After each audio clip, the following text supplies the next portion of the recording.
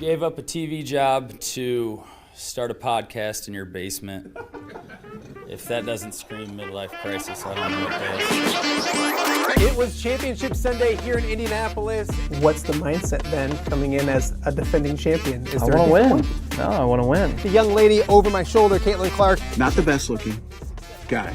And I don't think anyone's going to sit here and say, Matt Randazzo was really good looking. What has this last month, 2 months, 3 months been like for you? It's an important fan base for the Fighting Illini, is it not? It is. He turned 69 years young last week. He looked good, Coach. Oh, try it. Thank you. Welcome to Off the Air with Matt Randazzo here on a Wednesday in the Quad Cities. It is Wednesday, June 11th. Thank you guys so much for joining us. We do appreciate it. If you're watching us live on YouTube, thank you so much. YouTube going well, up over 1,100 subscribers. So if you have subscribed, thank you. If you haven't subscribed, shame on you. What are you waiting for? Get signed up ASAP. It's completely free, all that kind of stuff. I had somebody ask me the other day, I'd love to subscribe, but I don't have the money right now. It's free. You're good. Just click the subscribe button. That's all we need. So please do that. And then also tell a friend or two or 10 or 20 or 100 about what we're doing each and every day here in the Quad Cities Off the Air with Matt Randazzo. We're also live on X right now. X has been very, very good to us. So if you're watching us live on X or the social media platform formerly known as Twitter, we thank you for that as well. And also each and every show we're up on all the podcasting platforms as well. So Spotify, Podbean, Apple, you name it, we're up there. If there's a social media platform that you use that we're not on, let me know. We'll get there ASAP, but I think I checked all the boxes that I need to check for that. So it's a big week. We want to thank you guys for tuning in. I'm really excited about today's show. Normally we do a Throwback Thursday, and we've had a lot of different people on our Throwback Thursdays. And I got somebody that could have been a Throwback Thursday, but he's so relevant and such a good dude, and I'm super excited to have him. James Zahara is going to join me in a matter of moments. Usually this week, for the last 10 years, I've just been a complete jerk to James because it's golf outing week, and I really, really want the weather to be good. And you know what? He's killed it. He's done awesome. So I'm I got to catch up with James, want to have him on the show anyways, and then we can get our weather, kind of get ready for the weekend to see what's going on, because the beauty part is James is there every year, which is amazing. And so usually if James is golfing, we're good because we'll make sure it's not going to rain because he's there. So we'll talk to him about that and a bunch of things. Get caught up with a guy that had to put up with me for way too long at WQAD, James Zahara, in just a matter of moments. Then coming up later on in hour number one, Ben Pennington recently retired at Bettendorf. An amazing career, 3 state titles for the soccer program, 20 years or something like that. Just an amazing record. He's making his way out to the house, so he'll be live in studio here in just a little bit. We'll talk about and kind of go through the highs and lows of his career. That'll be a ton of fun with Ben Pennington coming on. And then, of course, Wednesdays are always Steamwheeler Wednesdays. So Nick Harris from the first place Quad City Steamwheelers will join us probably around 11 o'clock. Nick, a huge game last week. Wheelers had that bye week. They go on the road for 2 games, get 2 victories. They're now 8-2. They're coming home this Saturday. Huge game down at Vibrant Arena. We'll talk all about it, get you set up. Steamwheeler Wednesday coming your way on OTA in just a matter of moments. As we mentioned, the Guy Randazzo Memorial Golf Outing is coming up this weekend. We have 1 team left, and I think there's a team that really wants that, so they've reached out. So if you are interested, GuyRandazzoGolf.com is the place to go. It's one of my favorite days of the year, so we'll have a lot of fun. 2 teams, an Iowa team, an Illinois team. Cole Rusk is captaining the Illinois team, and Addison Ostrenga is captaining the Iowa team. So the Hawkeyes and the Illini will go head-to-head. Year number 3 of that, Iowa won year 1, Illinois won year 2. So we'll see what happens this year as well. A lot of other familiar faces. Charles Jugasol from Notre Dame will be in the house and taking part as well. Some knucklehead by the name of Pat Anger will be around, and Joe Conklin and a bunch of people, Tom Kakert. So a lot of familiar faces. My friends from WQAD, James Zahara will be out there. Corey Cuffler will be teeing it up. Shelby Kluver helping out on the course itself. So a lot of fun. And also I found out yesterday, before we get rolling, we do a dice hole on hole number 2. And who's running that for us this year is Peyton Brown, the OVC softball player of the year, and Kendra Lewis.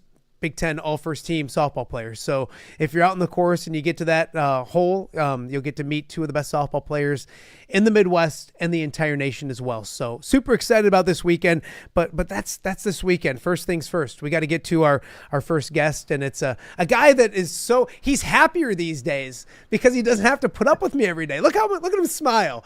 James Zahara. Very true. Very true. Welcome, my friend. Good to see you. How you doing, young man? How's everything with you? I'm just hanging out in my loft, being unemployed. It's what I do best. No, things are Doors great. locked. Yeah, everything is fantastic. Things are going well, and I do miss things about WQAD, and I miss people. And that's the biggest thing. People ask me, like, what do you miss about the news and all that stuff, is the people. And you had to put up with me for a long, long time. It's different because I don't get to give you crap enough. I need to text you more or just like yell at you every once in a while, because it's funny. People will say to me, you were always so mean to James. It was all in love. It was all in love, right? It was all love. You did give me a little crap here and there, and especially off the air. But there are other people that did the same as well. So yes, and we can name the list of people as we speak, but we just don't have that time. But no, it was, we were kind of like a second family, and even today, Matt, being at the station, it does feel a little empty without you, but people still talk about you. Good stuff. Good stuff. Because mainly you're part of that family for so long. Yeah. So you are missed. No, I appreciate that. I love to hear, like, we've had Jason on and Denise came on, and that's what I tell people all the time is, like, those guys, Corey's like a brother to me. Yourself, like, those are people that, like, I spent more time with than my family sometimes, which is a big reason for the change and stuff. But and what you see is what you get, and that's what I tell people about you. I like to think that about myself and the majority of us. What you see, like, when people see you goofy and laughing and all that kind of stuff, that's us. The stuff we didn't, like, I think I got, and we won't get into it because it was all on me, but one time me and James got into an argument. Other than that, and it was all my fault. And I tell people, like, Corey and I, like, we were together for 14, 15 years, and we never had a big fight. And that's more because of Corey, because he's mature and I'm not. But, like, what you see is what we genuinely enjoy being around each other. And that's the case for, I can go back to I mean, John now and Corey and the people you have now. Shelby is amazing, but that goes back to Denise and Julie and Jim. Like, we like each other, and that makes life fun. Oh, yeah, I totally agree. I mean, we're like brothers and sisters out there, we have our quarrels here and there, but, that's kind of how we were. But, we tried really hard not to certainly take it personally, It's just, that's the way it was. When we have a very busy day, a rough day, sometimes, emotions can get maybe a little out of hand, but we all knew that it wasn't, we all knew that person was, trying to get stuff done in a certain time period. I mean, it was always like that, especially if weather was a little crazy and I have people left and right asking me questions here and there. It's like, I don't have the time. I got to get my show together. I know. So we're all like in the same situation. Yeah. Those pressures are there because we work on deadlines. I mean, that's what we did. And that's what I did. That's what you do.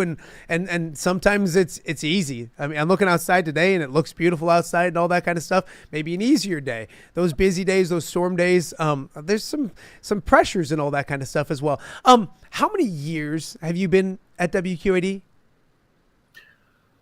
I think coming up in July or August, I believe it's going to be 34, 33. Wow.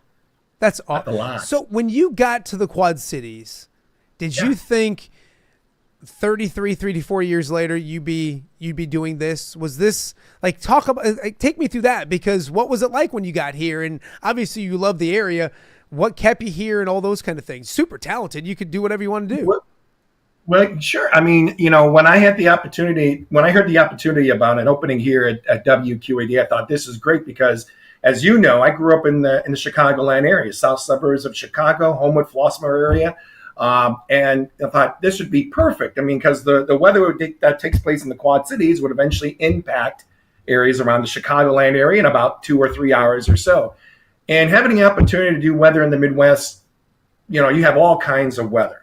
And it allows you to have a different story every season or so compared to, let's say, areas in the South and West where conditions don't change all too much. So when you have the whole package, you just can't turn away from that. And I've had offers from larger markets, but I just loved it here just because of the opportunity, the community growing and such. My family just loved it. And, why turn away from that? That was the thing. And the people you work with, too. That always plays a big role, especially the people you work with at the station. Yeah, no, absolutely. James Zahara joining us right now on Off the Air with Matt Randazzo. JZ, what's evolved the most when it comes to weather? Because I'll sit there, like weather coverage, not weather, but weather coverage, because I'll look back to the days of a live truck and all that. And now we're sending stuff, email and everything.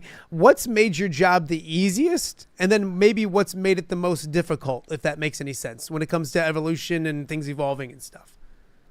Well, I think a lot of it has to do with the fact that a lot more people are interested in the weather than anything. We have a lot more eyes out there.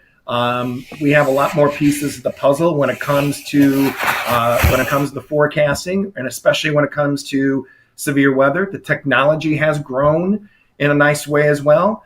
So that's always a good plus. I think too, you need to have kind of the same philosophy when it comes to weather forecasting.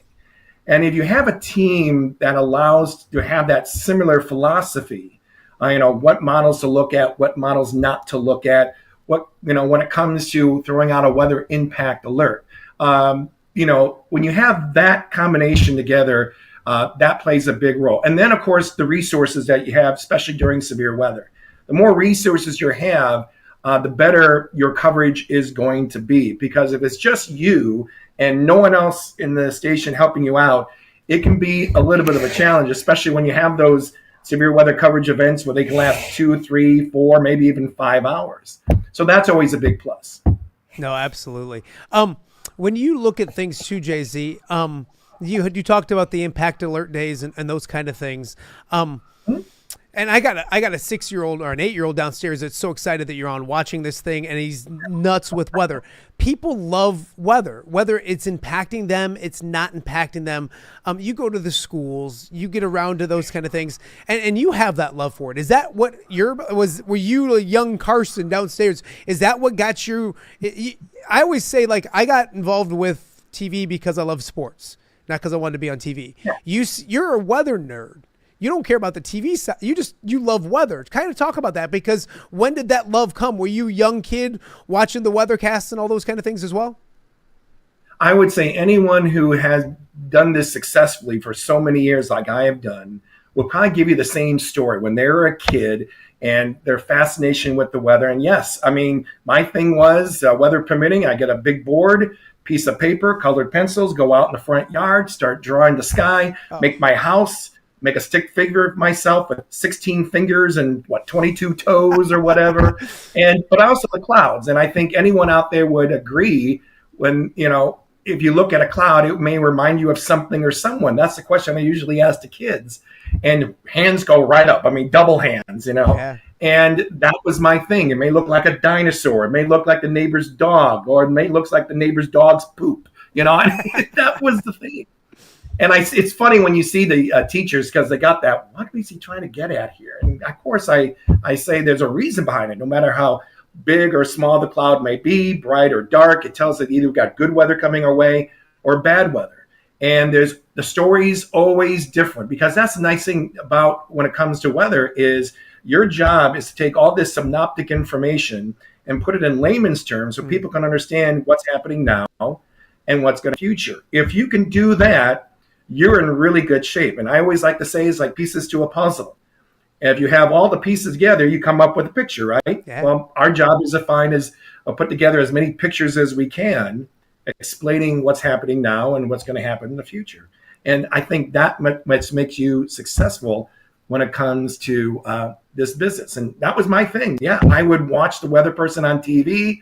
I would go into my room. I had my weather map, or I should say the United States map. I had a Lego that was made up looked like a camera, and I would tend to do the forecast. Now, keep in mind, I had four sisters, okay? And I made sure my door was locked because they always would make fun of me when it comes to me doing the weather in front of the Who's US laughing now, girls? Who's laughing now, right?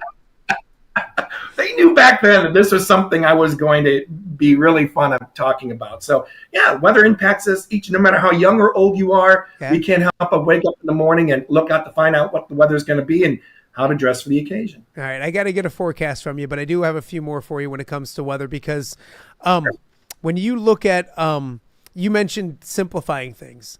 There was back when I was young or in the business, I did news. I'm old now, but I did news. And that when I get those stories and I had to go out to them, I just tried to keep things as simple as I can. If I'm going to a city council meeting or something like that, because if I could understand it, if I said it that I could understand it, then somebody else could. That's really what you try to do, because you can get really scientific and inside baseball, if that makes sense, when it comes to weather. And you, I think, do a good job of just simplifying what people need to know when it comes to their everyday lives and more importantly, what's going to happen that day. Kind of talk about that, because simplification seems like the key. That's what makes you successful in this business. You have to be as simple as you can. Put yourself in the viewer situation. I think that plays a key role, no matter what kind of weather is going on. And, I emphasize that with, my teammates, current, but also in the past as well. If you're able to simplify your forecast, if you're able to put yourself in that person's shoes, then that person, even though they may not like the forecast or they're going to come back and watch it. Yeah. Okay.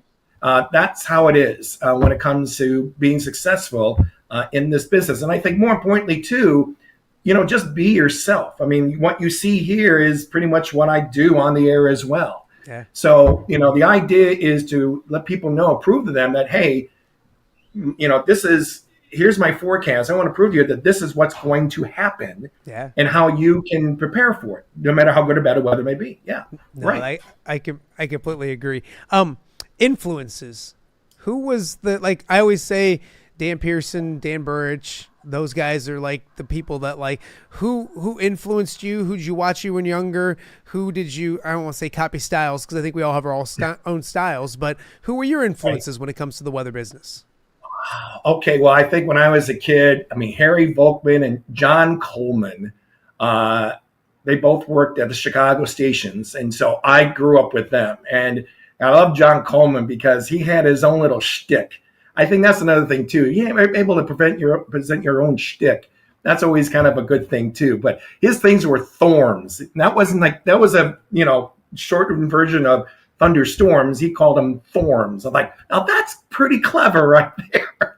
And like I said, Harry Volkman, he came to my school actually when over my at Infant Jesus of Prague in Flossmoor. I was in first grade. And he came to my school, and I was in awe. I'm a kid. I'm saying, my gosh, he could be anywhere in the world, and he came to my school. And I got a chance to meet him and such, and told him about my love of weather. He said, keep it up, because you are going to make a difference. And gave me a picture and everything. It was the greatest moment. And then I think when I made my way into college, Brian Busby. Over in Kansas City, I was his very first intern, and he was pretty much close to my age.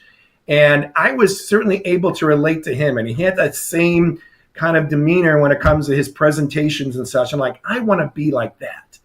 And ever since then, I think, I've learned so much from him throughout these years. You're going to have good days. You're going to have bad days. Even when you get the forecast right, there are going to be people out there that are just not going to appreciate it. And you have to accept that. And I think that's another key you have to get over is, when people do not, like what you presented forecast wise, if it gets bad or there's a change, just let it go. It happens in this business. You have to accept it because you have no control of the weather. Yes. But some people out there think you do. No, it's crazy. It's funny because I used to get cranky when, and I not in many ways did I mature, but one of the ways I did mature was like, I used to get cranky when it came to like an email that said like you were doing something wrong when you weren't. And the frustrating thing was like, I used to call it imaginary TV because I would say, hey, I'd get like, you didn't cover this game. And I would, I did. Like you got it. And that's, I think, I'm sure you get too. You said it was going to be this and it was that. And you're like, no, I would get to a point where I would just, if they say you didn't cover something, I would just send them the link and say, yeah, I did. Here it is, just to prove that. But that's and you have to let it go because people are people and they make mistakes. But there's times I'm sure that you get complaints that, some complaints are warranted. I used to say all the time, sometimes I don't get to everything, but there's those plain complaints that aren't, that you just kind of got to rise above, don't you? Oh, absolutely. And how you respond to those situations. Even if you got it right, you can give them all this information, and they still won't believe you. Sometimes they get a little mixed up because they were watching another station that they thought you were on, and you're like, that's not the case. Yeah. And that happens as well. That is, that's part of the business. And sometimes you just gotta let it go. If you can't convince them, no, don't take it personally. I mean, it's just like, this, like in sports, you got your favorite sports teams. They're doing great. All of a sudden, one or two guys just blow the game. You're upset with them. You're never going to watch this team again. And then the next game they have, you're watching them. That's kind of the way to put it. I mean, that's how we are. I mean, people can be, like they'll say, oh, we'll never watch you again because you messed up this work. They do come back. Yeah. And I've seen that in responses on my Facebook page. So, that's kind of how you have to treat it. And I even let the team know about that as well, especially the new ones that have come in. Just treat it like a grain of salt. That's how you have to treat it. That's a great analogy because you can get upset because something didn't go your way. You may have lost a little game, but you win the majority of the games, and that's the beauty part about it when it comes to weather. Looking at your influence that you've had, and I know you're modest, so you have a guy working with you, Andrew Stutsky, who's a fantastic human being that watched you growing up, and like you have the success stories all about that you can go look at that came here, Cassie Heiders, all those kind of people that have done here and then they moved on. I got to that point where it's like, wow, this person's doing this and Celia's doing that and Camille's doing this. Yeah. You've got to be super proud. And I know you are almost like a proud papa of the people that you've worked with, but now you have one now in Andrew that like literally grew up watching you and now working with you. That's got to be a ton of fun to see the influence that you've had on other people's lives, including one that works with you right now. If anyone asks me, what's the best part of my job is really working with people like Andrew. When we have that same philosophy and such, and, we communicate so well, but, if there was a word to describe Andrew, it's achiever. I mean, and I'll be overachiever. I mean, that's who he is. He's always looking at ways to present his story different from anyone else. Anyone can, give a forecast, but add a little bit of science to it. Give a reason why. And I think that's what separates us from our competition. And I make sure I stress that to the rest of the team as well. That's something I've always explained to, like with Taylor Graham, who's down in Louisiana, Cassie Hyder. When Cassie was here, shyest girl I've ever met, so shy, and now she is now in Dallas. Yeah, Dallas, Texas, doing it, and her presentation is absolutely flawless. Yeah, so it's very comforting to hear. What's even more comforting too is some of the school visits. People remember those days years ago that I came to there was one time I was. A woman came up to me and said, "Oh, James, I just love when you go to the schools. You came to my school, and everyone loved it. I know the kids loved it and such." I go, "Oh, really? What school do you teach?" She goes, No. I was in like first grade when you came to my school." So I needed to find a chair to sit down on, but having that inspiration on some of those people, even who have not been in the business, is a warm feeling to me. Yeah, I always tell like Celia and Camille and others, like the students surpass the teacher. like when Celia's on the PGA network and Golf Channel, all that kind of stuff, the students surpass the teacher, and you love that. You love to see it and all those kind of things as well. I got the same. I'm coaching baseball, not coaching, but one of my youngest plays with another Carson, and mom is Liz Watkins, who I covered at Rock Ridge forever. And I'm just like, how did that happen? I was just covering you playing softball, and now you got a kid that's my kid. It just doesn't make any sense, which makes me feel extremely old. And if I'm old, James, that makes you really, really old. No, I'm just kidding. Oh my goodness. Okay, let's look ahead to Saturday. I got some fun questions for you, but let's look ahead to Saturday. First and foremost, you've golfed in this golf outing every single year. Thank you. Yeah. That's awesome. Like, I mean, and you're busy, you have stuff, you have family, like you're a rock star, you're a celebrity, you're the most famous person in the entire Quad Cities, and you take time for me. I appreciate that. It's a fun time. First and foremost, I know that, like, when I talk about it, it's like, well, of course he's going to talk it up because it's his dad's event, but it's a pretty good time, isn't it? Oh, no question about it. I think, yes, people go out there, they love playing golf, but it also gives one an opportunity to see friends they haven't seen for so long. It's one of my best moments the whole year because, people we've worked with now and in the past all come together, and it's just a great, great time. A lot of it, too, has to do with the support that you have given this community, and what your dad has done to you.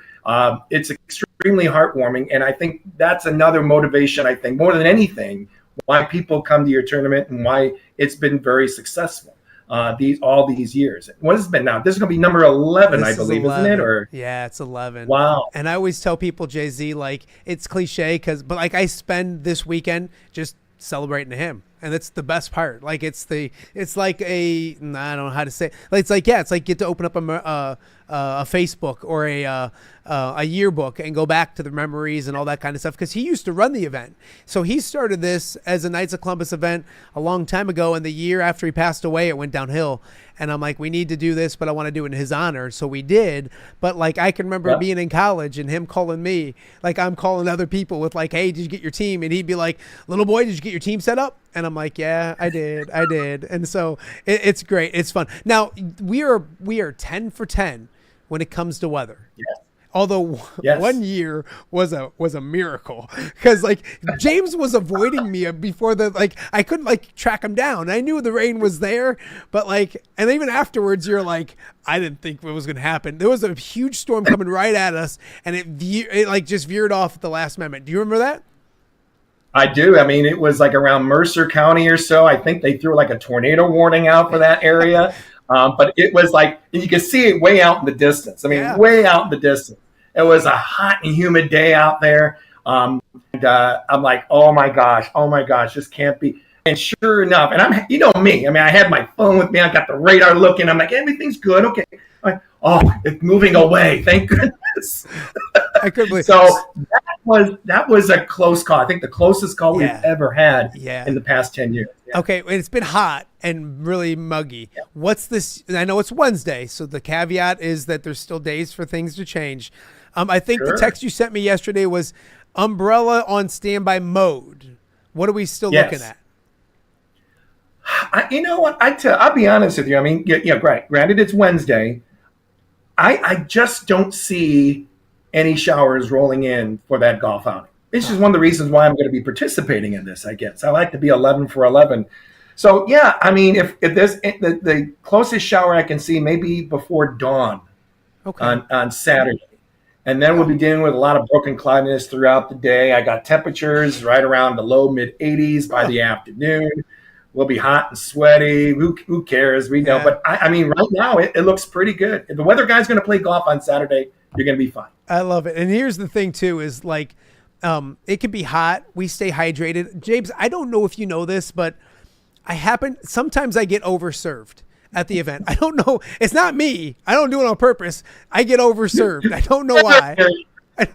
I don't know why, but it happens. So, no, we're super excited about the event. Okay, so I've had our former family members, our former coworkers on, and so I do a word association game with them. But before I do that word association game, I want to like fill you in case you've missed any of it, because I normally say James Zahara. So take a peek at like some of the James Zahara comments we've got. James Zahara. Oh, idiot savant. I have to have one word? Well, you already did. You had two. James Zahara. Suave. Makes sense. James Zahara. Goofball. Yes, I was going to say goofy. Mine is always goofy, but goofball. Oh, there's one more. There's one more, and I don't know where she went, but it was oh darn it, she's not on there. But Angie Sharp, and she said goofy as well. It was goofy, suave. Idiot savant was my favorite. Would you like to respond to any of your friends when it comes to that? I had no surprise about Jim on that one. any response? I do have my moments. You do. I do have my goofball, but I do have my moments. Yes, I do. But I guess we all have a little bit of that goofiness in us, at least when we're all working together. And I think that kind of took away a lot of the tension or stress that may be going on. We always have to have a little fun at the station, especially off the air. Let's put it that way. But I think a little bit, a lot of us had a little goofiness, but I think I was the king in that. Yes, you're the king. Goofy in the best way possible. So now it's time for you to play the game. So clear your mind. Not that there's much going on up there, and we will start with the aforementioned Jim Mertens. What comes to your mind when you think Jim Mertens? Word association. Witty, quick-witted. I mean, I have to put two words. Quick-witted. I mean, I'll tell you this: if there's anything that I was nervous about, is the feedback I would get from Jim. I mean, especially on the air when crosstalk took place. I was actually really nervous. I didn't know what was going to come out of his mouth. But he was so quick-witted, especially on little lines and jokes. And there are times I didn't get it. But then I look back, I'm like, oh, goodness gracious. But quick-witted, certainly for him, yes. I find myself saying things that he would say. That scares me. He always would say, like, all right, back to me. Like when we were talking, and he always said, all right, back to me. And I do that all the time with my kids. I'm like, all right, back to me. And he was. And another thing with him is, and I think I don't want to say it's gone nowadays, but if I did wrong, if I did something, if I messed up, and that Dan Birch is in this group too, they told you. Yeah. And that's okay. Yeah.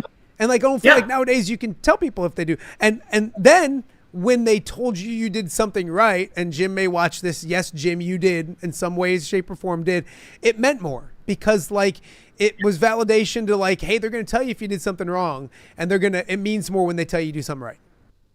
I think, especially when it came to Jim, I mean, we've had some, news directors in the past, but I think most of us in that newsroom would agree that if we ever got a reaction from Jim, good or bad, that was always a good thing. A lot of us went to Jim a lot just because he's been in the business. He's very devoted to his job. And he took the time for you, especially when it came to, your work. That really meant a lot. So I had moments with Jim, but, some of those days, though, when we would sit down, it meant a lot. It really did in a good way. Absolutely. All right, Jason Fechner. Slick. I like Slick. that. Explain. He has so much poise when he's on the air, and never panicked. Manageable, especially not just with his job, but I think when it comes to his family as well. He always seems to make it work. Great poise once again on his part, but. I see him on the air. That's the first word that comes to my mind. Okay. Slick. You know what? A slick guy, right? He's too nice. And I mean that. I remember when he first started. I mean that in the nicest way. But when he first started, I'm like, oh, this guy's so nice. Why is he so nice? Yeah. And I never think I ever. He was never angry. Never. I was always angry. I was angry all the time, and he was never angry. It was crazy. Dan Birch. I don't know if even that's a word. Perfect. I would say energetic. Yeah. Energetic. Loved it. Yes. He just loved what he did. Right? Yes, he did. Yes, he did. In a big way, yes. Angie Sharp. I would say for Angie, I've known her for so long, very warm-hearted, and very compassionate, I would say too. She really is very passionate with the community that she lives in, with the family. And she was always was very passionate when it came to her position here, her job as well. Very likable. Yeah. Very likable, I would say, with All Angie, right. yes. Two more for you. Denise Hanika, because she got the question to you, so I'll give it back to her. Denise Hanika. And you can't curse. I'm just kidding. What's that? You can't This is a family show. Yeah, Oh, I'm just no, kidding. not with Denise. No, I know. I would say unwavering. Unwavering, I would say. She, when there was an assignment sent to her, she would not just do the assignment, but she would add some flair to it. Does that make sense? No, absolutely. I Absolutely. mean, especially when she had the opportunity to report or do a package or be live at a location. I think she really added some nice spice to it. And she was presentable. Yeah. I would say too, presentable. Polished as a person. Polished and stubborn. I don't know why I get to play the game too, but like stubborn in a good way. And stubborn in a good way. Like she's always polished. Yeah. She was always very professional, very like her presentation was outstanding, but like stubborn in a good way. If she believed in something, like she was going to stand up for it and make sure something got done correctly and all those kind of things. Stubborn in a good way. She's watching and laughing. Yes, I would say so. Yes, that would be something that I think we all kind of had a little bit of that too. I had a lot in of the it. news. I had a lot of stubbornness. Trust me. You're the king of that. That's for sure. Last but not least, Julie Sisk.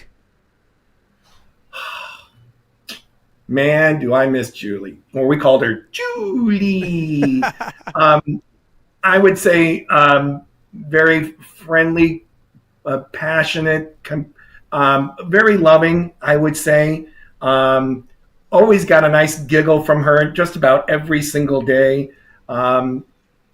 So there was anything, you couldn't think of anything wrong about Julie. I mean, she was always there to, she always did her job, and it showed on the air. Once again, she's one of those people, what you see on the air is what you see off the air as well. So once again, I think like Angie, very warm-hearted and such, and that made it a lot easier when all three of us, myself, Julie, and Jim were all working together. We made that morning show very successful. You three together, I couldn't get enough of. She's the ultimate sweetheart. She's just a sweetheart. Yes. It's flat out just an awesome. Okay, weird question before I let you go, and then I will let you go because you got to go. See, James has to get ready for he just doesn't roll into the newsroom. Like he's always tracking, always chasing storms. My forecast already working on, yeah. Okay, weirder question, but this is one we've had on the show, and we're keeping track. You've been a big part of the John Deere Classic, out of the John Deere Classic, love the John Deere Classic. Yes. Andrew Lehman or Claire Peterson? Ow. I pass. No, you can't pass. I made Angie answer it. I made Angie. I made Jason. I made severals. I'll tell you right now, it's 3-0, but I won't tell you who's winning. You'll be number 4. Let's put it this way. I mean, since I would probably go with Claire because I've known him for so long. And he was the backbone of starting that process in building the name and such. And I think you couldn't ask for a better person than Andrew to go ahead and fill that spot for him, which he's going to make that, he's going to blossom it even more which makes it even more exciting. I just don't get a chance to see him as much. That's my thing. Very well said, but it's 4-0 Claire. And I guarantee you Andrew's watching this and he's heartbroken, and it makes me so happy. It makes me as happy as happy. I'm going to find somebody that says Andrew. I said I'd have his wife on the show, but Andrew said she'd probably pick Claire too. So I don't know what to do. So Jay-Z, I've loved the heck out of this. We could do this all day. I appreciate you. I miss you. I can't wait to see you on Saturday. Keep that forecast the same. I will be texting you and bugging you the next 2-3 days for updates, but I'll also be watching you as I always do. So I appreciate you, my friend. I'm looking forward to Saturday, that's for sure. Awesome. That is the one and only Jay-Z. Be good. We'll talk to you soon. That is the one and only James Zahara here on Off the Air with Matt Randazzo. It's one of those conversations that you have that you forget that like other people can be watching it. Like that guy is as good as gold. One of my favorite people. So hopefully if you are interested, there is one team still available. Go join James. He says it's going to be a nice day. So that works for us as well. Well, we got more to get to on Off the Air with Matt Randazzo. Coming up next, head coach Ben Pennington from the Bettendorf soccer team is here to celebrate his amazing career. So all that and much more. You're watching Off the Air with Matt Randazzo. We'll be back right after this break. All right, be honest. Are you craving Hungry Hobo again? You know, that fresh sliced meat piled high on those amazing sandwiches, hot off the grill chicken and steak, with all those delicious toppings, the biggest and best selection of baked potatoes, or simply some waffle fries dipped in cheese. Well, now that Quad City favorite is even easier to get. Download the Hungry Hobo app today. Order ahead, skip the line, and earn rewards all at the same time. There's Double Points Monday and exclusive specials as well.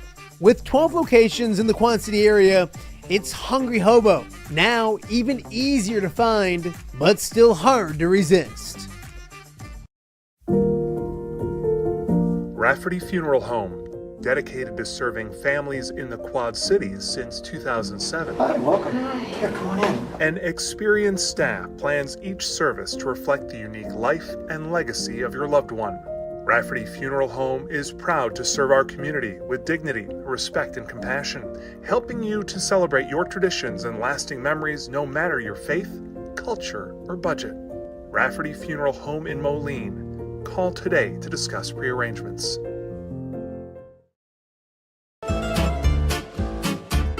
When it comes to quality, convenient pizza, Godfather's Pizza in Silvis has you covered.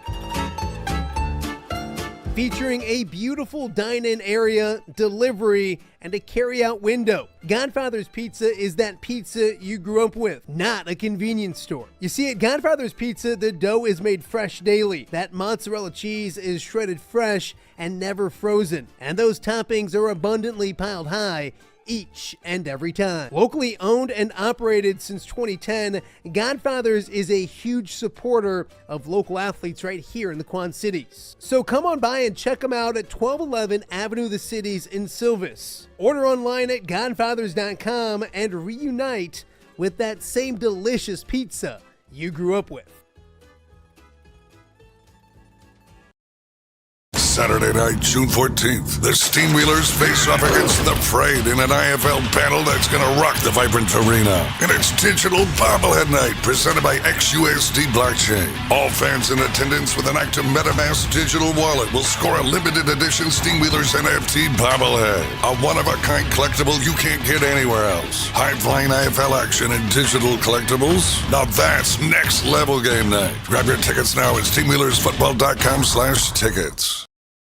The PGA Tour swings into the Quad Cities again this summer, and you don't want to miss it. The John Deere Classic brings golf, music, magic, and more to TPC Deer Run, July 2nd through the 6th. Wednesday, July 2nd is Youth Day, and ages 15 and under are free all week, making it perfect for the whole family. Stick around after the golf on the weekend for the concerts on the Course Series, featuring country superstar Dierks Bentley on Saturday, and Grammy Award-winning Zac Brown Band on Sunday. Come for the golf, stay for the party. Visit JohnDeereClassic.com to get your tickets before they sell out.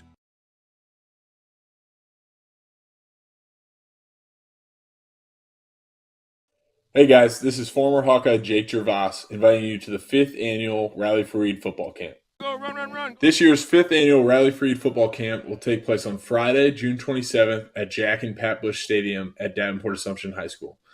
Come learn the game of football from several familiar faces. 1, 2, 3, go, Taco! All while honoring the life and legacy of Reed Gleason and also raising money for the Rally for Reed Foundation and the continued fight against pediatric cancer.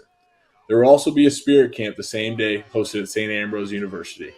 To sign up or get involved, check out rallyforreed.org and make a donation or sign up for the camp. Thanks. Welcome back to Off the Air with Matt Randazzo here on a Wednesday in the Quad Cities. Thanks again to James Zahara. God, I miss that guy. One of my favorite people. Always, he was one of those guys that if I was having a cranky day, I'd go back and he would listen to me be cranky, and he did a good job of doing that. So thanks again to Jay-Z for doing that. A great time of year. We just wrapped up the soccer season, and I always enjoyed covering the state tournaments on both sides of the river. And one guy I got to interview a lot and see a lot was the head coach of the Bettendorf boys soccer team. If I put the right, there we are. I put Jay-Z back up there again. Coach Pennington joins me right now. I'm stepping down after 43 years. Coach, first and foremost, thanks for coming in and doing this. I appreciate it. Hey, I like the drive. I almost got lost, but I made it. It's really nice. This is nice. A good setup. Your kid was great. Yeah, he was I told him during the summer, I say, Coach, there's going to be times that he's going to be like the secretary greeter and all those kind of things. And did his job. He did it good and everything like that. So I thank you for doing this. 43 years as a head soccer coach, and now you're retired. Are you used to hearing that word? I'm retired, but I've got buddies texting me, emailing me. I can do some 1 or 2 day things with friends. The Prairie coach and I are really close. What's really cool, I got all kinds of texts from some of my cross country runners because I coached that for 33 years, and the soccer guys. And it was a tough decision. I got a really strong group of juniors that the next guy is going to get to have, and then I'll just sit up in the stands. I'm friends with some of the parents. I didn't think I'd go that long. I thought I'd be a school administrator right after Tavian's years, and the kids I've had is incredible. And I'm not going to name drop because I knew those guys when they were in junior high. Yeah. And you know who? Yeah. Your buddy. Mr. Anger. Oh. What was he like in junior high? Was he as big of an a-hole back then as he is now? No.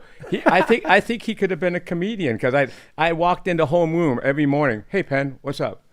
But what I remember him, and I saw him yesterday, the first person, just happened to be the first ex-soccer player I saw driving home. I'm going down Crow Creek, is in the backyard, is that the year we won his state championship, he was a junior.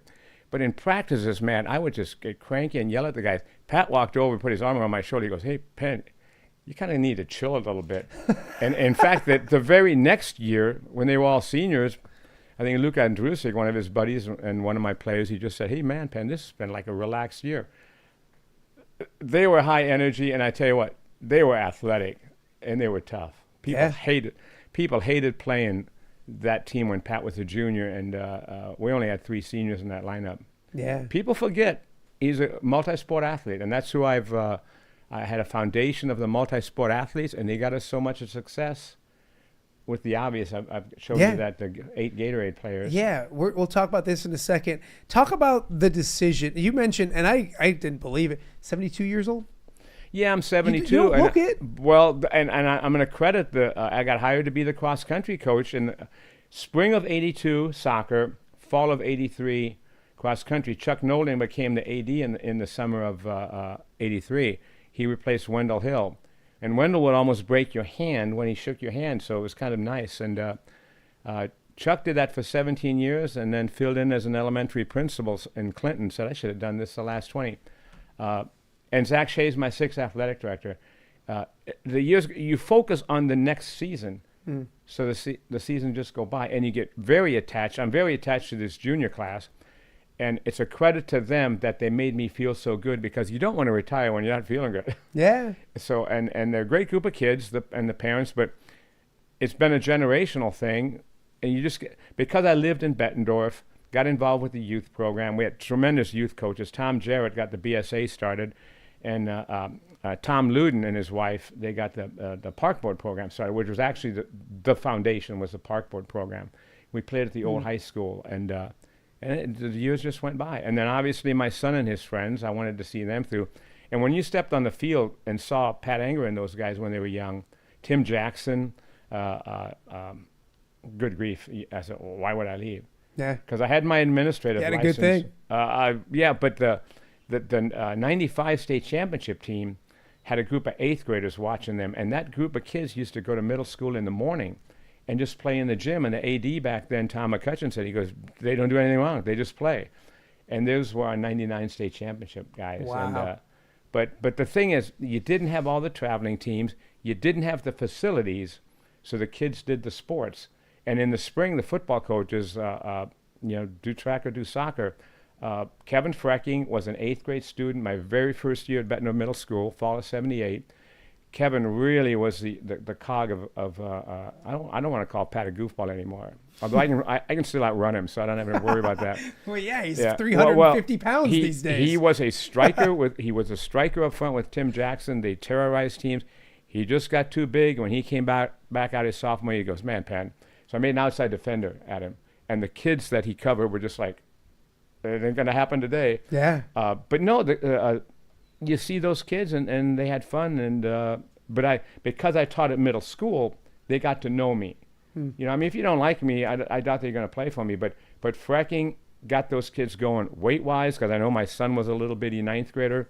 Kevin got him and some of the soccer guys interested. They showed up, and then the rest of the guys. So yeah, it's so neat to see kids like Kevin, kids like Pat. Tim Jackson now is coaching his kid.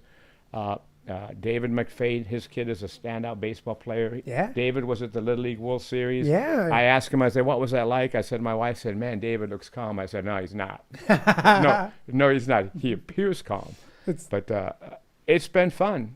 Was it take me through the decision? Was it just time, or take me through the thought process? 2 years ago, of course, 2 years ago I was 70. Zach Shea and I sat down at my evaluation, and he was honest. He says, what are you looking at? And my wife and I didn't want to move south, and I'm a diehard Hawkeye fan. I ran track at Iowa and Truman State, and I said 2 more years, because the freshman class was dynamite. Well, what happens is I got very close to the freshman class. In fact, a year ago, I had 5 sophomores start, and I pushed a little bit, and it was just right. It was just right, and as bad as I felt a week ago, I can't believe how good I have felt this week. I'm getting contacted by some other coaches where I can go do a day, take 10 kids in a corner of a field. Yeah. The on-field practice, the games, the occasional bus ride. I want every parent to be on a bus with Pat Anger and all his buddies.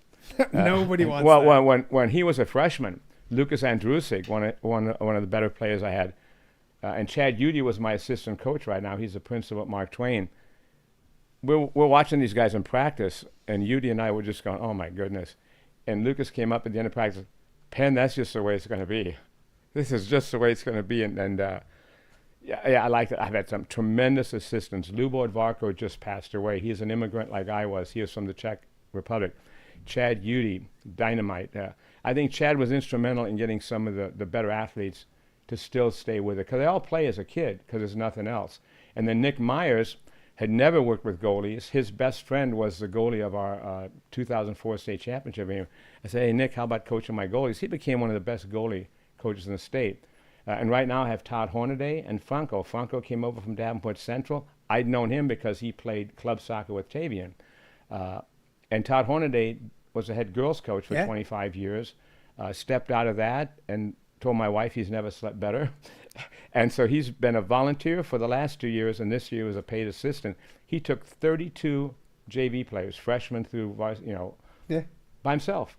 And so Franco and I were over here with the team, and it just went. But it's like, again, I told the team, because kids ask me all year long, and I said, it's either this year or next year. I said, but guys, I'm 72.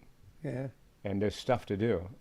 I don't want to get more, but I'm a healthy 72. You look fantastic. I worked out this morning, and I never met my biological father, so I didn't know how tall I was going to get, didn't know whether this. But I feel good. I had my doctor's exams. So, yeah. So now you get to enjoy life a little more. People asked me 20 years ago, hey, how much longer are you going to do this? And it's like, it's getting tougher to do because it's all the extra work. I mentioned I love being on the field in practice, and I delegate so much because my assistants, they know what they're doing. Yeah. Lubo was hilarious. Lubo would sit in the stands with my wife and complain watching the games. And he's watching games of teams that hardly lost. Yeah. And my wife said, she goes, why don't you shut up and get your coaching license? Lubo was a tool and die maker at the Arsenal. And so he did. Oh, he was that's with me awesome. for 14 years. Yeah. And Chad was with me a very long time, and Nick too. People like Chad and Nick had the connection with the kids because they were teachers. Yeah. But being at middle school, you know everybody. You don't know the move-ins. I've had some really good open enrollment kids in, and so it just happened. No, I'm excited. I mean, we go to Iowa football. This year we're going to have Iowa basketball tickets, and next spring I will pick certain high school games to go to because I'm friends with. You're going to love it. You're going to love it. Yeah. What I love about you, Coach, is we've talked for a couple minutes now, 5-10 minutes now, and we haven't even talked about your resume. You talked people first. And that's what this is all about. Yeah, exactly. And I love that. I'm going to put the numbers out there so people don't say you didn't even mention them. But 3 state championships, 4 runner-up finishes, 20 appearances at the state tournament, 24 MAC championships. I know it's about the kids and the players and the relationships, but when you hear those numbers, you got to smile a little bit. That's pretty impressive. I would, except there was some that got away. I thought no, I'm serious. The 2016 team was dynamite. Dave Gamble was my assistant. I forgot to mention him because he's got a tremendous great job over. He knows I like him. He knows I'll compliment him, but I'm not going to talk about him for an hour. But he's got a tremendous thing going at North. Tied PV, tri-champions.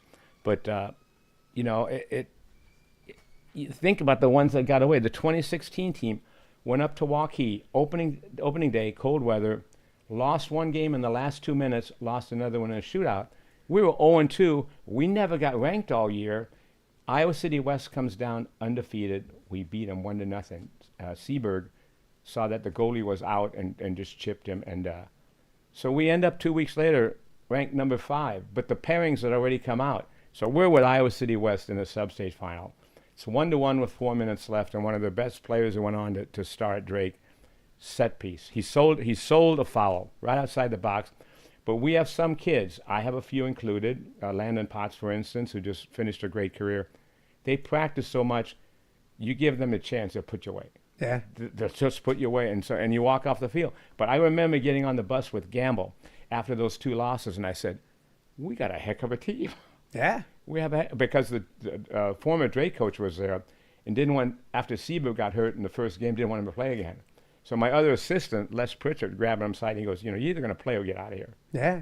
Don't play this owie. And he was a good kid. I have never, ever been disappointed in a kid. I've been disappointed for them because everybody wants to win. Yeah. Especially mommy and daddy. But everybody wants to win. And I've seen them go through the program and I can only throw 11 out there. Yeah. And yeah. No, then we mentioned some of the Gatorade Player of the Years, and it's funny because you look at some of them. Tim Jackson's on there. Tavian Banks is on here as well. 3 times. I love this, and I'm going to just hold up. I don't have fancy people to. U.S. national team potential. These are the Gatorade Players of the Year. And that's the thing is because Tavian is now on the Children's Therapy Center board with me, and you think Tavian, you think football. He was. Was he a 3-time Gatorade Player of the Year in soccer? The only reason he wasn't 4 is he had shoulder surgery right after basketball. One of the neat things about Tavian is he got lots of good athletes to stay with the sport. The senior year that he couldn't play, our kids were 16-4, but he carried the water bottles for his good friend Tricia Gustafson. And one of the officials in an Iowa City West game, he goes, I can't believe I'm seeing this. I said, if he didn't do it, she'd be all over him. That's him. And now he's got I just texted with him the other day. He's got a daughter that's a stud soccer player. Yeah. And dynamite. And then his son committed to Georgia. I saw that. He's got a wife. Yeah, oh, wow. In fact, I could have gone to that game. My wife's twin sister lives a mile from the Geneva High School Stadium. I just found out too late. How'd you not get him to Iowa? You got to work that better.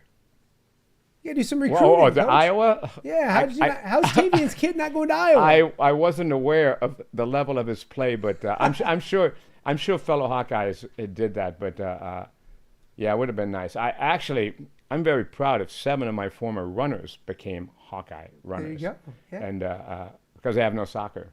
And then again, Gableman. Gableman went to Western Illinois. The older Gableman was a linebacker at Iowa. So yeah. Sandeman, Gableman, Tavian, those guys are football players. But listen, they're athletes. A couple of Tavian's buddies that were tennis players, they said, hey, he can't play tennis with us one time. I said, I bet he whooped your butt. They go, with a little more, he probably would. So those kids competed. I never had a concern in practice. In fact, I had a parent conference, so I knew I was going to be late. There was no cell phones or whatever. We practiced at the old high school. I pull up. Tim Jackson, as a sophomore, is leading the warm-up. He is leading the warm-up, and All-American. Yeah. Yeah, and it was really close. Mom, I think, was pushing for him to go to Drake to play soccer. They made a big push at the end, and then he played football at Western Illinois. But Langen, that you see there, kicked the football and played soccer at Western Illinois. Justin Langen. Over by me. And Coach, I would have you take that microphone, just move it a little closer to you. Oh, okay, got there me. You go. Just to make sure we can hear you. People not hearing me. That's a shock. See, I'm just doing this whole thing by myself, so I don't know how good you can be here. So just to make sure. Oh, my massive production. How impressive. No, but do you have favorite? I mean, I hate to say. Favorite. No, I don't. And those kids I knew when they were kids, they grew up to be, quote, whatever you want to call it, and they don't like that. They don't like that. I texted Tavian the other day and I said, the very best don't want to be treated special. They want to be pushed to be better. And you don't. But you would lose the respect of the tail ender. That last kid on the team has to be treated as well as the first kid. No, I get you. Do you have a most good memorable memories. State championship team or team? Well, the first one, because we'd had the sport in '82. The conference didn't recognize it until '87. And then the state recognized the sport in '94 to take control of it and to have the fall and spring, the spring and summer. There was a spring season, a spring-summer season, and the little schools had a fall season. And finally, they had that. And I always thought, they did that. Tavian didn't get to play in a state tournament. But that one set the tone. And you know what? Those guys were good athletes. Alex Sirk, who went on to kick in the Ivy League. We just sat down and we said, I've known you guys since we were young kids. And I said, someone's got to win this. It might as well be us. Yeah. And there were plenty of good teams. I thought West Des Moines Valley was the better complete team. They fouled us 3 minutes into the game outside the box. Alex had been practicing in kicks. He just drilled it, upper 90, just drilled it. And we played defense for 77 minutes. In fact, they went on to had a kid that was a sophomore then. They won the next 2 state titles, and that kid, Nick Alavencia from Valley, went on to North Carolina State, and they upset defending national champ Virginia, and he scored 2 goals. Oh, wow. Yeah. So when I started covering the Quad Cities, grew up here, so I knew all about I feel like I knew about everything. But Bett North I thought Bett North was a football school. That's the first thing. It still is. So to have the success that and all the programs, volleyball, basketball, so it's not a football school. But when I was getting in back in 2000, 2001, it was like I felt Bett North, it was football first. To have that kind of success at a quote unquote football school, what does it say about the administration, the kids, the support? Because, by the looks of things, it's a soccer school too.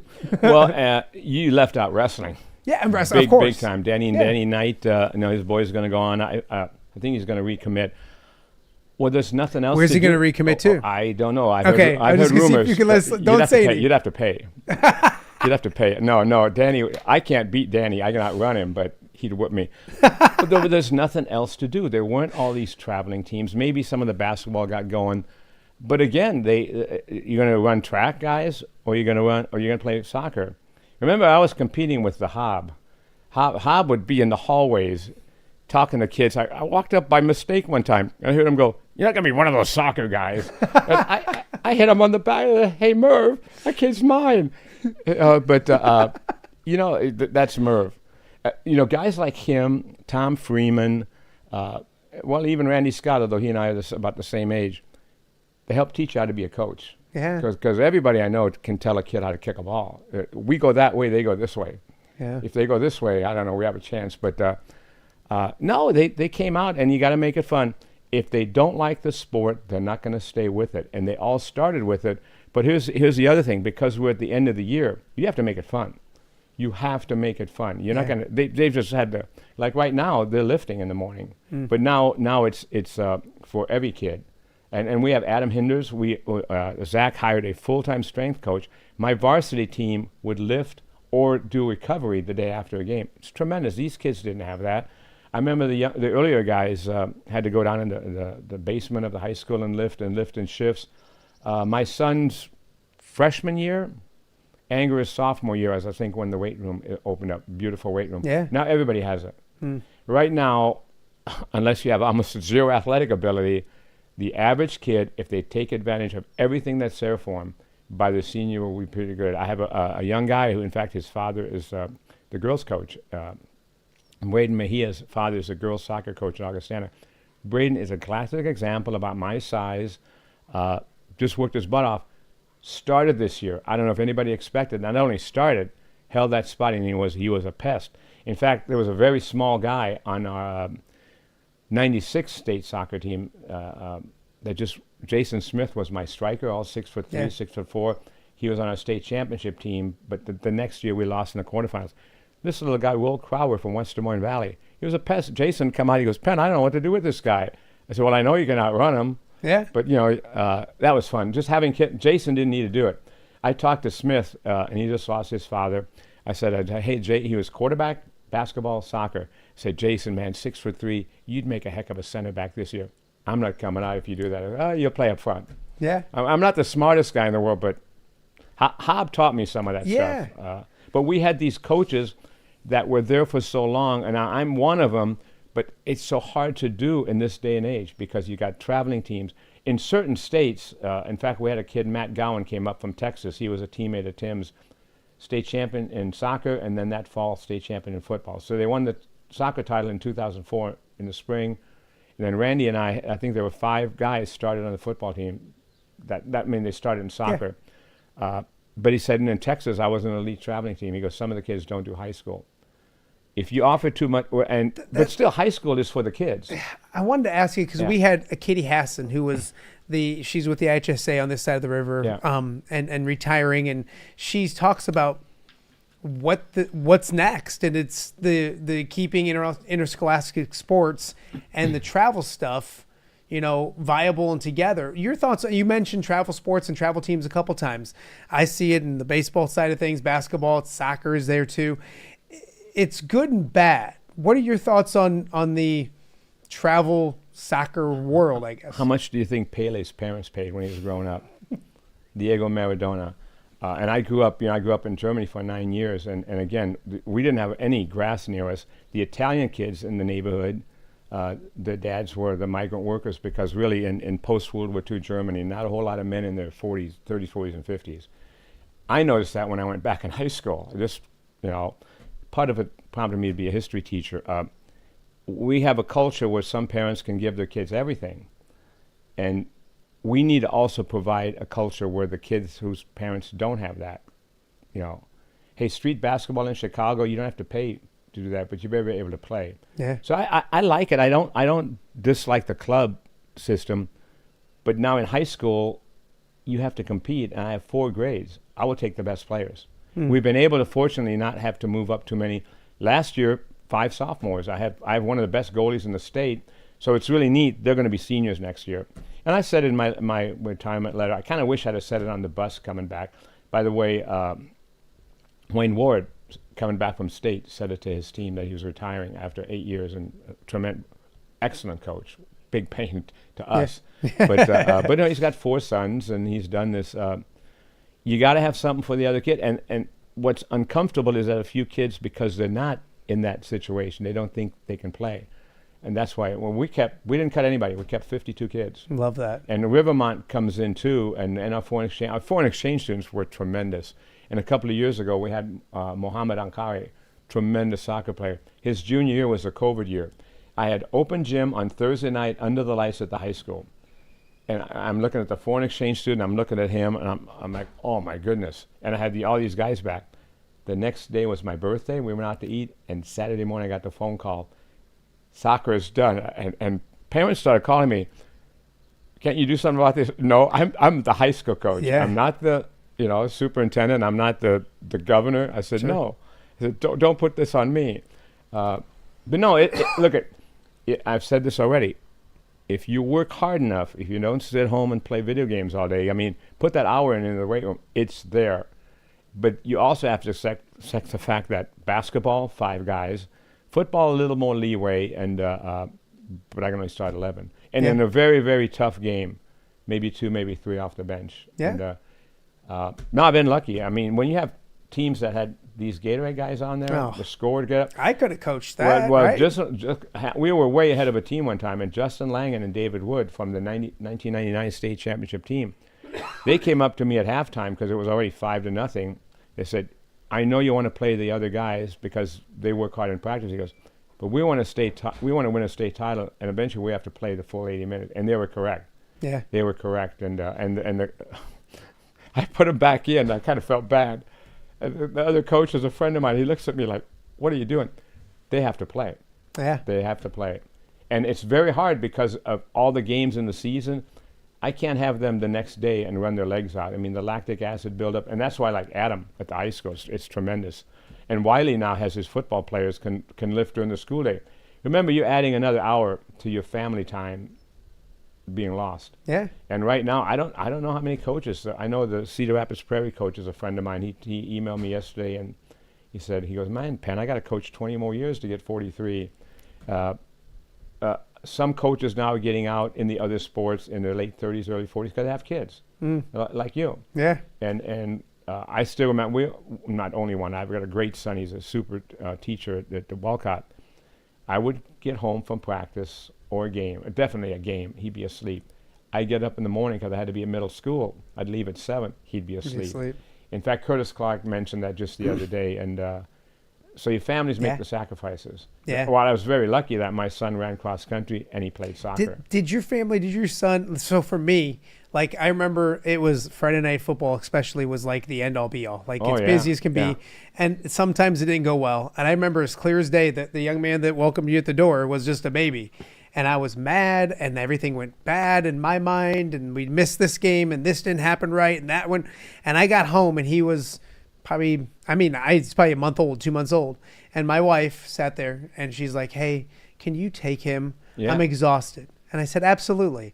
And I sat down in the chair. I tell this story all the time when I was leaving. And I rocked the kid. And like right then and there, I'm like looking at Charlie and I'm like, I don't care about a Friday night football.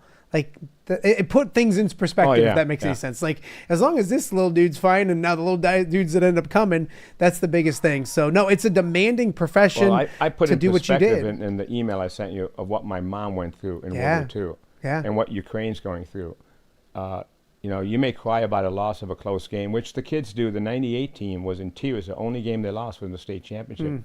2 senior starters went undefeated the next year, but I had these 2. I had Langan and Wood. You put it in perspective. I was very lucky, very supportive wife. But they make the sacrifice. Yeah. But I get home, and Jeff was fantastic. Jeff as a kid was fantastic, ran around with the neighborhood. Because I taught junior high, nobody cared. Oh, you're the high school coach? Fine. But teaching junior, I got to know the kids. It actually helped more in recruiting runners for cross country. I'd find those skinny little guys who were sitting on the end of the bench in 8th grade basketball, but they all grow up. Yeah. They all grow up. And Jeff's been great, thanks to him. The one time the more than one time, I had the cross country team, and we went up to state. It happened to be Halloween. And I missed my kids. I think he was 3 or 4. I missed trick-or-treating in the neighborhood. And you can't make that up. You'll love this. I used to, because I would offer to do live shots from my neighborhood so that I could be around to trick or treat. Yeah. So I would do, I even say for like the news, I'd say, hey, I'll do a 5 o'clock hit. I'll do a 6 o'clock hit. I'll do my sports live at 6, as long as I can do it live. And so we'd have kids and it would be a fun little live shot, but I wasn't doing it for the benefit of the TV station. I was doing it for the benefit that in between the shows, I could go trick or treat. I see Alex Sirk here. So my wife worked for Vera French, recreation therapist. She worked Wednesdays and she worked some Saturdays. Wednesday was always the banquet for sports. So I took Jeff along. I had him in my arms, and I'm doing all the handouts and presentations with him, and then he starts losing it. And Alex's dad grabbed him, took him out in the hallway. So you just do that. I can't. First of all, I can't believe it was 43 years and it's over. I'm feeling really good right now because of all the connections. And again, because kids asked me to come back, and we just won. We won or shared 3 MAC titles. What a great way to step out, as opposed to we didn't win a game this year. Yeah. See you, Penn. No, as you went out on your own terms. I'm really thankful that you came over and did this. This is great. A lot of fun to do and sit down and chat and reminisce and all those kind of things as well. 43 years is amazing. It needs to be celebrated and enjoy retirement. Enjoy going around and checking out. First off, the Hawkeye games and all that kind of stuff you can get to. But then Season also tickets next ordered, spring. and basketball, yeah. Yeah, but next spring to get around and check out some soccer. I promise you, the people watching this and the former players and all those people, that's what it's all about. 43 years is not going to be done again. It's just not. I mean, so I got hired. I got, I think I was 28. Yeah, you can do the math. March is my birthday, so it always catches it. It didn't seem like it, and part of it is because how much fun these guys were. Listen, one trait all these Gatorade players had. They were accessible. They were not arrogant. They were easy to coach. Everybody was recruiting Tavian for soccer and football, and he handled it well. I was at his house one time, all these boxes. The South Carolina running backs coach and the South Carolina soccer coach flew into the Quad Cities to try to grab him because they'd have played soccer on Sundays.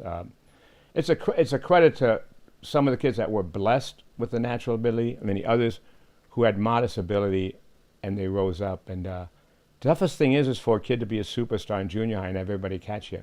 Yeah. But the program's available. I mean, good grief, I didn't have any. I ran. The day I made the Iowa track team and they treat everybody the same, I couldn't believe it. Because we had a ton of guys show up, and my stepfather was proud. He was huge. My stepfather was a lineman for City High. No, I love and it. some of his best friends went on to be policemen in Iowa City. So the only crime I committed at Iowa is I snuck into Kinnick Stadium and one concert in high school. I got to watch Eddie Podolak. Oh, there you go. But in the old days, the South Concourse, Krause Plaza, was tennis courts, and they had chain link fence. And we were in a cross country practice. It's 2 miles from West Tide to downtown Iowa City. And I said, good grief, guys, look at that. Put on our heavy coats, rolled under the fence, ran into the stands, enjoyed the game. It's what poor Iowa City kids do. They try to figure out how to, do stuff. Love it. I love it. Well, Coach, I appreciate you stopping by. Best of luck in retirement. Thanks. And next time you see anger, smack him for me.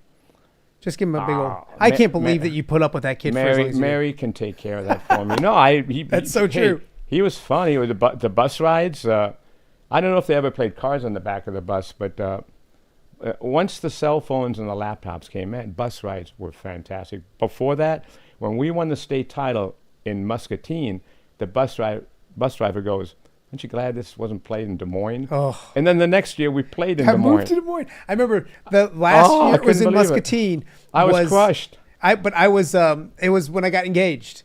I got engaged, and then I had to go to Muscatine, and then we found out that I was moving. So, Coach, I could do this all day. No. Thank you so much for doing this, and I appreciate you. Thank you for having me. All right. Coach Pennington, a legend in the soccer world and at Bettendorf High School. We got more to get to. It is Steamwheeler Wednesday, so coming up after the break, we'll be joined by Nick Harris as the Wheelers are back in town, 8-2 on the season, ready for a big game this weekend. We'll be right back on Off the Air. Super. Thank you so much, man. This is great. Hello, Dan Pearson here of FCA. Our team is thrilled to support Off the Air with our good friend Matt Randazzo.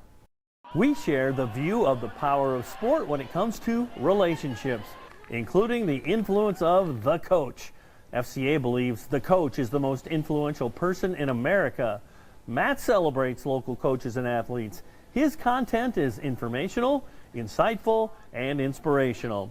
Our Fellowship of Christian Athlete team loves partnering with Off the Air with Matt Randazzo, equip and empower coaches and athletes in our 23 counties. FCA, the heart and soul in sports. View from the West. the podcast covering Illinois high school football. It's going to be a hard-hitting game. It's going to be great football. Weekly analysis and reaction from around the western side of the state of Illinois. This is the game we had circled when the year started. Follow along on YouTube and subscribe wherever you listen to podcasts. It's big-time football out there tonight, and I know we can play big-time football. You from the West. We got you covered.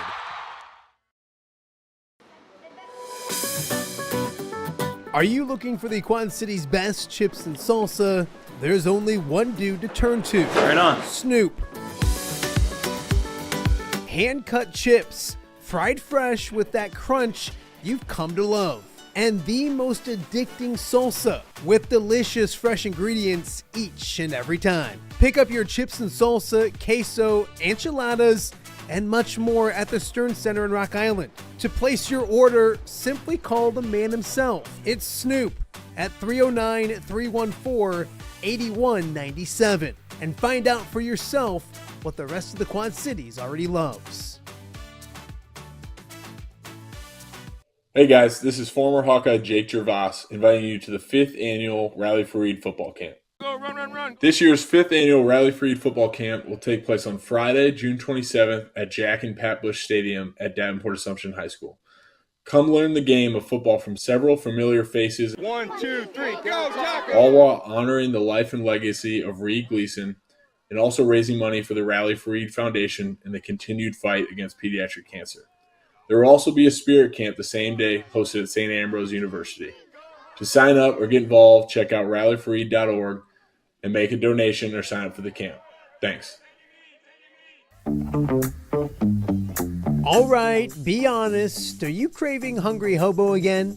You know, that fresh sliced meat piled high on those amazing sandwiches, hot off the grill chicken and steak with all those delicious toppings, the biggest and best selection of baked potatoes, or simply some waffle fries dipped in cheese. Well, now that Quad City favorite is even easier to get. Download the Hungry Hobo app today. Order ahead, skip the line, and earn rewards all at the same time. There's Double Points Monday and exclusive specials as well.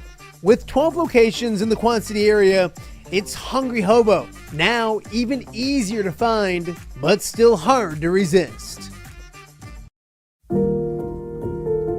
Rafferty Funeral Home, dedicated to serving families in the Quad Cities since 2007. Hi, welcome. Here, come on in. An experienced staff plans each service to reflect the unique life and legacy of your loved one. Rafferty Funeral Home is proud to serve our community with dignity, respect, and compassion, helping you to celebrate your traditions and lasting memories no matter your faith, culture, or budget. Rafferty Funeral Home in Moline. Call today to discuss prearrangements.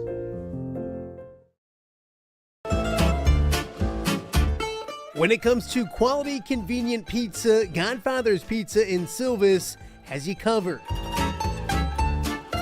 Featuring a beautiful dine-in area, delivery, and a carry-out window. Godfather's Pizza is that pizza you grew up with, not a convenience store. You see, at Godfather's Pizza, the dough is made fresh daily. That mozzarella cheese is shredded fresh and never frozen. And those toppings are abundantly piled high each and every time. Locally owned and operated since 2010, Godfather's is a huge supporter of local athletes right here in the Quad Cities. So come on by and check them out at 1211 Avenue of the Cities in Silvis. Order online at godfathers.com and reunite with that same delicious pizza you grew up with. Saturday night, June 14th, the Steamwheelers face off against the Parade in an IFL battle that's going to rock the vibrant arena. And it's Digital Bobblehead Night, presented by XUSD Blockchain. All fans in attendance with an active MetaMask digital wallet will score a limited edition Steamwheelers NFT bobblehead, a one-of-a-kind collectible you can't get anywhere else. High-flying IFL action and digital collectibles? Now that's next-level game night. Grab your tickets now at steamwheelersfootball.com/tickets. The PGA Tour swings into the Quad Cities again this summer, and you don't want to miss it. The John Deere Classic brings golf, music, magic, and more to TPC Deer Run July 2nd through the 6th. Wednesday, July 2nd is Youth Day, and ages 15 and under are free all week, making it perfect for the whole family. Stick around after the golf on the weekend for the concerts on the Course Series, featuring country superstar Dierks Bentley on Saturday and Grammy Award-winning Zac Brown Band on Sunday. Come for the golf, stay for the party. Visit JohnDeereClassic.com to get your tickets before they sell out. Welcome back to Off the Air with Matt Randazzo here on a Wednesday in the Quad Cities. Beautiful Wednesday it is, and of course it means it's also Steamwheeler Wednesday, which means we get to chat with the one of the best teams in the entire IFL. And Nick Harris joins us right now. Nick, first and foremost, thank you for doing this. Welcome home. I know you guys have been home, but you get to be back home this week. Thanks for hopping on and welcome home. Yeah, thanks for having me, man. You know, it's good to be home. Wonderful weather. It's a beautiful day outside, so it's always good to feel have a great weather after a great W. So absolutely, 2 road wins. I want to talk about that before we talk about what's to come this week at home and all of that kind of stuff. To get on the road and get 2 victories. First one, a little revenge with Tulsa, and then to go to San Antonio and get that victory. What did it mean for this team after having that 2-game losing streak to bounce back after the bye the way you did? It really meant a lot to the team, the morality was kind of down, with those 2 L's back to back. But, being able to get 2 W's on the road, it'll bring the team a lot closer because, it takes a lot to win with no fans, pretty much. We was out there just back against the wall, faced a lot of adversity the past 2 games. So, we was able to band together, made us a lot tighter. So, it'll be able to make it a lot easier for us to put shows on the home games for sure. Take me back to last weekend and obviously a road trip to San Antonio, a team you hadn't seen yet, I don't think. What was right about San Antonio? You had a fantastic game yourself, but what worked in San Antonio for this team? I say what really worked overall was how we were able to just win as a team. Every aspect we was able to prosper, like special teams. We made a lot of key plays, like some deuces, some drop kicks that allowed us to have the points that help us get the win. And offense, they were able to get touchdowns whenever we needed them, and defense, we were able to get stops whenever we needed them. So it was really just a collective win over there in San Antonio. So yeah, it was nice. Take me back to the bye week, Nick. You guys had the opportunity to kind of reset a little bit. I know injuries were a thing, and you got healthy, but it seems like you guys came back, I don't want to say doubled down, but basically re-energized and ready to rock. Was there something, what was the mindset, I guess, going into that bye week? And obviously there was a great response after the bye week as well.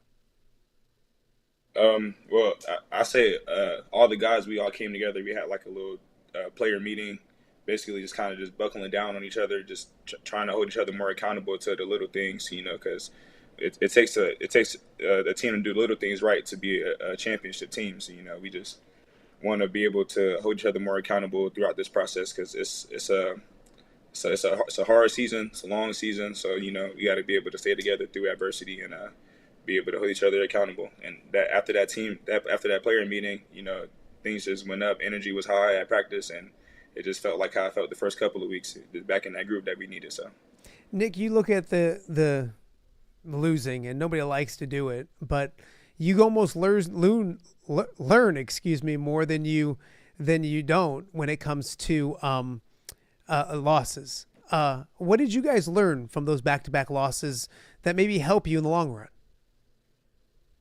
run? We just learned that once we learned that we just need to worry about our job, like what we're doing. Like for example, if as a defensive player, we were watching the offense, like, oh, what are the offense doing? Like, why aren't they scoring? Once we stopped worrying about that and worrying about, oh, let's just focus on getting the next stop, getting the offense more opportunities on the field. That allowed us to make more plays and come out victorious in our last 2 games. So we just kind of focused on the job that was ahead of us and beating the opponent ahead of us, not trying to compete with our offense that's on our team. You look at getting home You guys get back to head to a familiar place. And I know that you guys, every guy I have on the show loves that home turf advantage that you have at the Vibrant Arena. And it's been a minute. I mean, it was a bye week and then two road games. It seemed like forever. How excited are for you guys to get back home, and not just get back home, but be a team that's 8-2, one of the best teams in the entire league, and maybe playing their best football this season right now?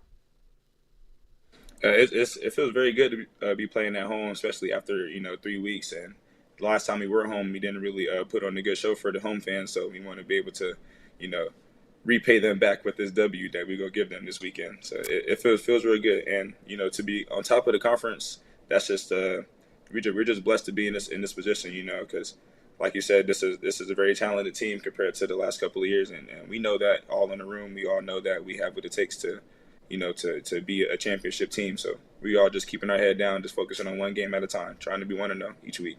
Absolutely. Nick Harris joining us right now, from the Quad City Steamwheelers. What do you know about your opponent this week? Fisher comes into town, and obviously the excitement of being home and playing really good football. Talk about Fishers. What do you expect from them, and what's it going to take to get a W this weekend? We definitely expect Fisher to come with some physicality, of course, because we were able to go to their home turf and come out with the W in overtime. So that probably left a sour taste in their mouth. It would have left one of mine if the team would have came to my field and beat me in overtime like that. So they're definitely going to be coming down here with some aggression, trying to hit us in the mouth in the first quarter, because we're the team to beat, and they're probably going to do whatever they can to knock us down. So we just got to be ready for that. So it's going to be an interesting game for sure. No, absolutely. When you guys got off to that fast start, and was it 6-0 or whatever it was, I know there was a buzz around this area, this community. I think there still is one, but the goal wasn't to go 6-0. I mean, I think the goals are down the road a little bit. Can you guys talk about that? Because the media, the fans, and I'm sure you enjoy being undefeated, but I think that ultimate goal is still there. And I think that's what you guys were more focused on than maybe media and us. How excited are you guys to now look at what's left and knowing that, you love home games now? Can you imagine home games when the postseason gets started? There's a lot of fun things to look forward to for the Quad City Steamwheelers. Yeah, well, I'll say definitely having that 6-0 start, that's such of a big jump that kind of helped us, kind of have a bigger visualization of what we want throughout the rest of the season, because we obviously proved that we are a good team, going for that long of a stretch in W's, and we just getting ready for the playoffs, man. That just makes us more excited, more pumped up, because we know if we're playing our top game, we won't be able to be beat if we're playing at our top game. You look at that team. How healthy is everybody? And I guess we'll start with that head coach of yours. Is he still hobbling around? Obviously, is he doing good? He forgets that he's not a young man anymore. He got an old man injury. Yeah, he definitely tried to go out there and relive his young days, but he's doing good though. He's out there moving the best that he can, coaching us up still. He's still the loudest one at practice. So that injury is not stopping him from being our coach. So yeah, he's definitely out there every day putting in the work, just as much as he was before. I love it. Before I let you go, talk to me about this community. How much have you enjoyed this community? And I'm biased. I'm a Quad Cityan, but you look on YouTube and you watch the road games, and there's some nice atmospheres, but there's something different about like where you guys get to play in this community as well. How much have you felt the love from this community and what you guys are doing right now? I felt the love from this community a ton. Like you really feel it everywhere you go. You rocking the Steamroller merch. They'll see it. They'll be like, "Yeah, man, I was at the game last weekend. Y'all put on a great show." Like, it's just it feels good to be recognized for our accomplishments around here in the city, because these people, they really love us. I didn't really think that the community would be that drawn in or that dialed into the IFL or the Quad City Steamwheelers, because this is my first year playing, so all this stuff is new to me, signing autographs and taking pictures and like actually having fans, so that's pretty cool. No, it's very cool. It's very cool. Before I let you go, some fun questions for you. Have you, being a Quad Cityan right now, where's that favorite food place? Where's the place that you got to go pig out? What have you found? What do you like? What do you partake in? low key, I think I'm gonna shout out a couple of our sponsors that we have here at the Steamwheelers. Hawaiian Bros. Hawaiian Bros is real good. If you don't know Hawaiian Bros, y'all need to tap in. This over there in Davenport. It's nice. Yeah, that's some goodies for sure. And then one more, I say like for my coffee people, like Brown Box or Dead Poets. Those places are really good. Those are like right next to the arena, probably like 2 minutes away from the arena. Yeah. So we can do that a lot. Yeah, I had that yesterday for breakfast actually. I'm obsessed with Hawaiian Bros. Like I'm over here in Illinois, and like I every chance I get to go, I got my boys. I got 4 boys, and they love to go pig out on Hawaiian Bros. So I can feel you there. Any superstitions? Are you a superstitious guy when it comes to football? And if they are, what are they? Yeah, super. So I'm a big bracelet person. I like bracelets, and people think it's so weird, but ever since my junior year of college, I've been playing with my Apple Watch. Oh, and you play with it on? Yeah, I play with it on. Is it because you had a good game? I had a great game. My first game with it had a pick 6, and I never took it off then. Okay, hold on. So you've broken Apple Watches playing, yes? No? Never. Okay. People are like, oh, it's such a dangerous thing. Like, I mean, maybe I'm just not much of a dangerous player. You know, I try to keep my hands out of the way, but yeah, I definitely had the same Apple Watch. It never cracked or anything. I love it. And last one for you: if you're not playing football, what other sport are you playing? Baseball for sure. Were you good? Like that. Yeah. Like Third how base, good? I was like that. I used to get calls from like every weekend from different AAU teams to come play on tournaments. Whenever I was looking, yeah, I was like that. So what made the decision what it was? My dad, he actually made me lock in like 8th grade going into high school. He was like, you got to focus on one sport, you know, because we're going to have to put in all the extra work. And I chose football because football had that aggression that I liked. So, you know, I stuck with it, and it got me here. I definitely think that playing football was the smarter decision than playing baseball. Yeah, I was gonna say not a bad decision. It's and hit that damn ball. It's one thing in 8th grade. It gets a little difficult in high school and above that. So it gets a little bit more official. I don't think I was ready. I think I knew I wasn't ready for all that. I love it. Hey, well, game is Saturday, 7:05. Get people down to the arena. I loved it earlier this year because I think there was like over 8,000 people there, and it's been rocking. So it's been a minute. It's been a month almost since the Wheelers have been back in town. Get down there, keep winning, keep doing good things, and we'll catch up with you guys again soon. Stay healthy. I appreciate you. Yeah. Thank you for having me. Absolutely. That is Nick Harris with the Quad City Steamwheelers. The Wheelers back at it and in action once again coming up on Saturday evening at the Vibrant Arena. Well, I want to thank everyone for watching the show. I also want to thank my guests because had a ton of fun. James Zahara joining us. He says that we're going to be good on Saturday. I'm going to hold him to that. So weather should be good for the Guy Randazzo Memorial Golf Outing. Always great to catch up with Coach Pennington. Just stepped down, retiring at Bettendorf High School after 43 years. So awesome on that part. Great to catch up with him. And then, of course, did our Steamwheeler Wednesday as well. So, and most importantly, I want to thank you guys for watching. And, of course, we talked about sponsors, the best sponsors there are.